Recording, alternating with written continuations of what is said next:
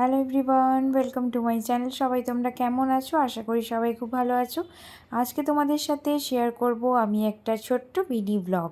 আমি কোথায় যাচ্ছি দেখতে হলে তোমাদেরকে পুরো ভিডিওটা আমার সঙ্গে থাকতে হবে। প্রথমেই আমি তোমাদেরকে বৃষ্টি এবং সুন্দর একটা আকাশ দিয়ে ভিডিওটা শুরু করলাম। তো দেখো, আমি সেদিন হঠাৎ করে আমাদের প্ল্যানিং হলো যে একটুখানি দীঘা ঘুরে আসা যাক। উইকেন্ডে একটুখানি দীঘা ঘুরে এসে ওখান থেকে ইলিশ মাছ আনার প্ল্যানিং ছিল। তো তার জন্যই প্রথমত আমরা হাই রোড জলেশ্বর হয়ে ঢুকেছিলাম। তো জলেশ্বর হয়ে যাওয়ার পথে দেখলাম দুদিকে প্রায় ধানের জমিগুলো ডুবে গেছে, আর ভীষণ পরিমাণে ওদের বৃষ্টি হওয়ার কারণে একটু বন্যা মতন হয়েও গেছে। তো ওখানে গিয়ে উদয়পুরের আমরা চন্দনেশ্বর মন্দিরে গেলাম। যেহেতু শ্রাবণ মাস ছিল, তাই জন্য আমরা বললাম একটু চন্দনেশ্বর মন্দিরেও পুজো দিয়ে দেবো।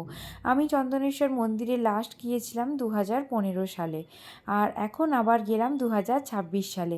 তো ভীষণ পরিবর্তন হয়ে গেছে ভেতরে, চারিদিকটা পরিবর্তন হলো। এখনও পর্যন্ত যে সেই মুহূর্তে যে ষাঁড়গুলো ছিল এখনও তারা থাকে, এবং এই ষাঁড়গুলো থেকে একটুখানি বেঁচে থাকতে হবে, কারণ ওই যে ঝুড়ির মধ্যে যে প্রসাদের ডালিগুলো নিই সেইগুলো খাওয়ার জন্য ওরা ভীষণ পরিমাণে অত্যাচার করে আর কি।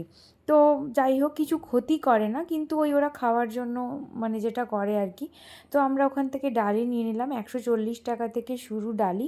ডালিগুলো নিয়ে তারপর আমরা মন্দিরে পুজো দিলাম। পুজো দিয়ে বেরিয়ে দেখতে পেলাম বিশাল একটা বড় ত্রিশূল। ওই ত্রিশূলটা একজনের মনের মানসিক ছিল, তার মানসিক পূরণ হওয়ার পর ওই ত্রিশূলটা বাবার মন্দিরে সে দিয়েছে। তারপরে এই যে এখানের পবিত্র কুণ্ড, এই কুণ্ড থেকে একটু জল নিয়ে ভালো করে মাথায় দিলাম। জলটা কি ঠান্ডা আর কি স্নিগ্ধ। ওখান থেকে বেরিয়ে পাশেই দেখলাম একটা মহামায়ার মন্দির রয়েছে। মহামায়ার মূর্তিটাও ভীষণ সুন্দর রয়েছে, এবং মন্দির তখন বন্ধ হয়ে গিয়েছিল, পূজারি ছিলেন না। তো আমরা প্রণাম করে ওখান থেকে বেরিয়ে এলাম। আর এই হলো নন্দী মহারাজ আর পুরো চন্দনেশ্বর মন্দিরটা। তো পুরো মন্দিরটা তোমাদের কেমন লাগলো আমাকে অবশ্যই জানিও। আর মন্দির থেকে বেরিয়ে দেখলাম যে বাইরে একটু ছোটোখাটো দোকানও বসেছে।